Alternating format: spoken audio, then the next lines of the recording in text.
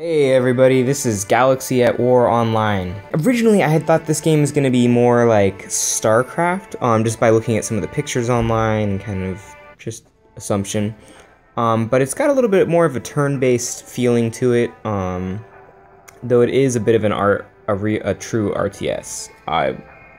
It's kind of hard to tell. I'm not quite sure where the line would get drawn, but.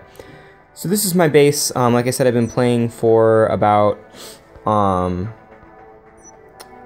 24 hours. There's no zooming in or out, so this is kind of all I can show you at the moment. So the way this game's set up is just about every base is exactly the same. Supposedly some of the planets are smaller and you can't have as many buildings.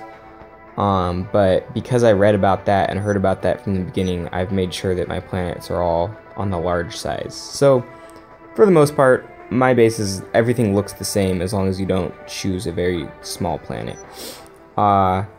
This setup here, I have started at least all the buildings except for this. So what you can see here is that this building here, the nanite factory, when you first start the game, all the buildings look like that. And then once you build them, they pop up out of the ground. Or you build them out of the ground. The next set, this is a little bit confusing. It took me a while to get used to. So this button here in the bottom left cycles through 3 menus. The first is your base. The second is like the solar system of planets, though there's no sun, I've noticed, in any of them. My planets are the color scheme there. You can see these 3 planets all along here. Those 3 are all mine. And in this system, all these grayed out names appear to be planets that have basically been started and not kept up.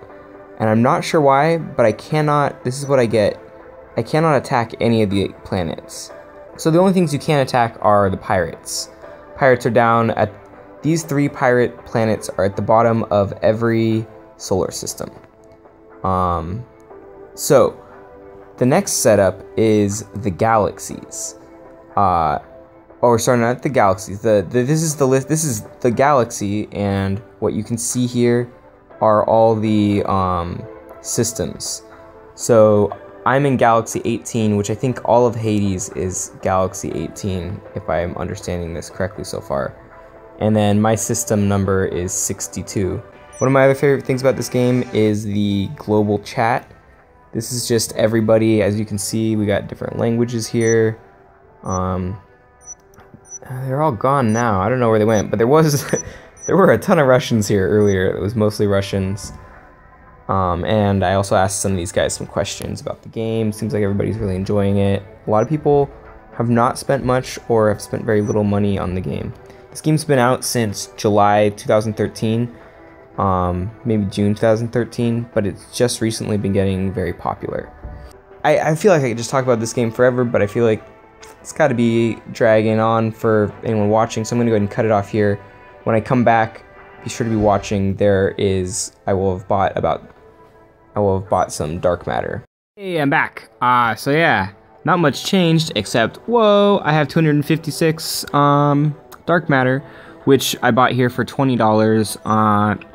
This is the first time in a long time I've spent any money in a game.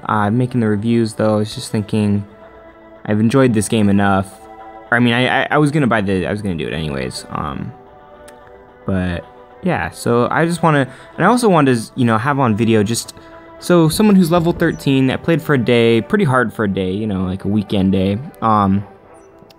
What, you know, if you pay 20 bucks is worth it, or was it just something that I could have done, you know, over the course of a few days for free? So let's see how much it helps us out in the game. Okay, yeah, so I'm going to give you a little bit of an idea of my strategy first. Let's go back to my main planet. I feel like there's some ships here that you know, the cruiser and the cruiser, it's like, of course, each one as it goes up is more and more expensive to make, but they kind of have different things you need to research, and so I decided I don't want to do that. I just want to go straight for the battleship, skip one level, and maybe skip some of them not as necessary things to research. So the things I need shipyard level 7, weapons tech level 5, hyperspace drive level 4. Hey, welcome back everyone. So I guess maybe like 5 hours or so has passed, and yeah, I have blown through about $20 worth of in-game stuff. It's kind of interesting. I felt like it actually didn't go as far as I would have thought. So what did I get for all that? All the prereqs for having a colonizing ship. So see, if I click on this planet, I now have the option to colonize it, which sends out a ship and it will allow me to colonize it.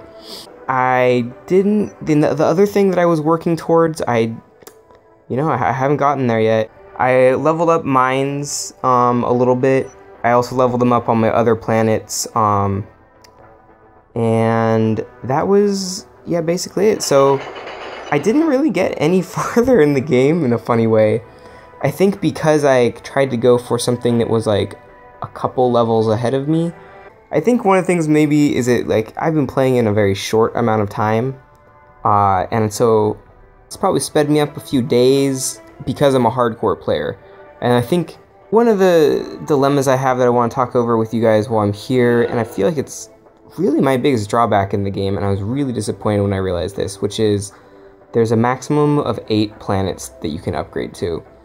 And based on how hard it was for me just now to upgrade to the 4th planet, I bet 200,000 minerals and all these other things. So I mean, it's kind of complicated, but that's step 1, and then I have to do this again.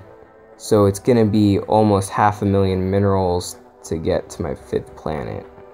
So I think my biggest problem is I came into this game looking for StarCraft, looking for, I realized it wasn't that because of the turn-based stuff. Not turn-based, but the slowed down nature of the game.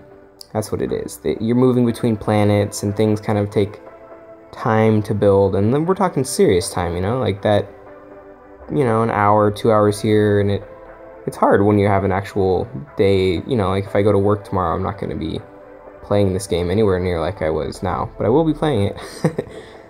I'm just going to go with my close colony thing so I can keep moving things around. I'll move the colony ship there and a little fighter just in case. So yeah, I'll take another break, see what I can rustle up in the way of getting one of those big ships put together. Okay, here's the final video. I don't know if you've made it this far in this video, but I'm having trouble making it any farther in this game. So I just talked, okay, the cool thing about this game is you got this big chat, right? And so I just talked to the chat, and apparently there's a 7-day limit on being a newbie, and so the newbies can't be attacked or attack. Which, I don't know, it's one of those things you can see like, okay, yeah, I get it. But, man, that blows. Like, if it had said that somewhere when I started the game, I wouldn't have played the game all weekend trying to figure out why I couldn't attack someone or how to attack, or, I just kept thinking, oh, maybe if I get to level 10, oh, maybe it's level 15, just thinking that I thought it was the level, so I was trying to level faster, and like, whatever, that's just a big waste of time. Okay, so I just want to be clear, I'm hard on this kind of game because I like it. This game, I've been very lazy, and I've just done nothing but play this game. And I've been really, I've read the forums about it, and I've been trying to figure out what's the best way to level up everything, blah, blah, blah, blah, blah, blah. Okay, anyways. Just trying to say that, I'm still trying to say it's a good game, but I'm annoyed. I wish it was faster. So we got the colonization successful. You guys can check out what this looks like. But this is what the levels look like when you first start. You guys can see that everything's nice and flat, and you build things up and they pop up and da da da da da da. One of the things is I can't figure out how to see where I have ships on a planet. I feel like when you're in this screen, this is where I want to know which planets have which ships rotating them. And at the moment, I can't seem to figure it out. It doesn't say anywhere here. As best I can tell, you gotta click the planet, select the planet, go down here, select this, and in your production level, it has numbers next to it. Let's do, okay, one more thing. There is the lottery. I'm not really sure what the point of it is.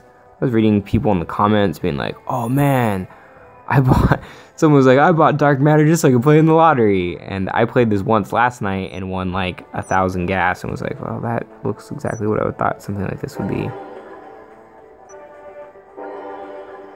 Fuel efficiency, 24. Man, things take like so little fuel. Why would I want that? Okay, let's just do it. Here we go, guys. Name changing.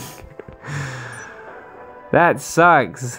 You know, and it costs 10 dark matter to. So yeah, the name changing thing, I don't know if you noticed this, you know, nice way to get people to spend money. It lets you change the first 2 names of your planets to whatever you want. Whoa!